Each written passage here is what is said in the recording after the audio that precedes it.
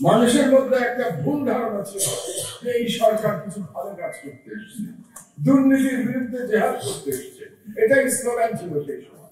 এবং তাদেরকে আমি বলি তারা প্রধানত ভারতপন্থী এবং প্রধানত তারা ইসলাম বিরোধী। অর্থাৎ বাংলাদেশের যে পারিপার্শ্বিকতা এই যাবৎকালে, তাতে বিশিষ্ট জন হতে হলে বাংলাদেশে আপনাকে ভারতপন্থী এবং ইসলাম বিদ্বেষী হতে হয়। এটা অবশ্য কর্তব্য, এটা না হলে আপনি বিশিষ্ট জন হতে পারবেন না। কিন্তু আমি তাদের পেছনের উদ্দেশ্যটা এবং ষড়যন্ত্রটা আল্লাহর রহমতে ধরতে পেরেছিলাম। এবং তখন আমার মনে হলো যে প্রথাগত বৃত্তের বাইরে এসে কোনো একজনের কলম ধরা উচিত, এবং আমি কলম ধরেছিলাম। এবং আমি আলমগীর মহিউদ্দিন ভাইয়ের কাছে কৃতজ্ঞ যে সেই সময়, মানে আজ থেকে 18 বছর আগে, এক অপরিচিত লেখকের লেখা তিনি তার নয়া গ্রন্থের এডিটোরিয়াল পেজে ছাপিয়েছেন প্রতি সপ্তাহে। এখনকার মাহমুদুর রহমান তো তখন ছিল না।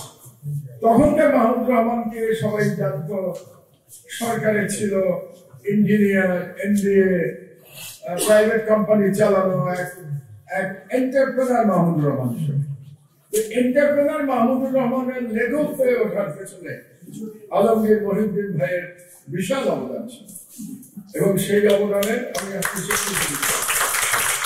আরেকটি ঘটনার কথা বলা প্রয়োজন। আমি জানি না আলমগীর মহিউদ্দিন ভাইয়ের সেটা স্মরণে আছে কিনা। আমি যখন একাধারে সরকারের বিরুদ্ধে একের পর এক এডিটোরিয়াল লিখছি, এডিটোরিয়াল না পোস্ট লিখছি, এবং প্রতি বুধবারে আমার লেখা ছাপা হতো, আমার স্মরণে আছে, এবং সেই ট্র্যাডিশন আমি এখনো বজায় রেখেছি।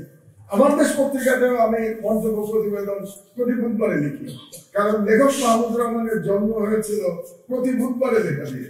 ওই ট্র্যাডিশন থেকে আমি সরে আসলাম।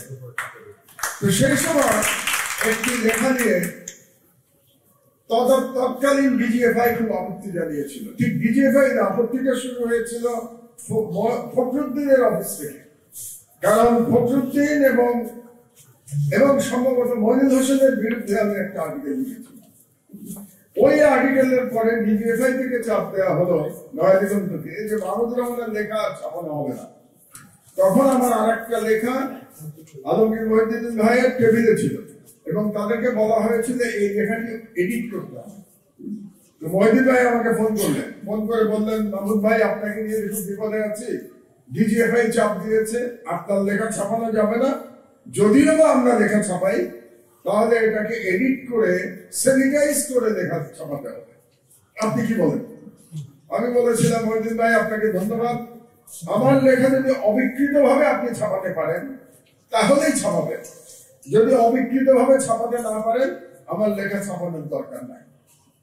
এটা বলার পরে মহিউদ্দিন ভাই সাহস করে তখনকার ডিজিএফআই কে পাত্তা না দিয়ে তিনি আমার লেখা অবিকৃত ভাবে ছাপিয়েছেন।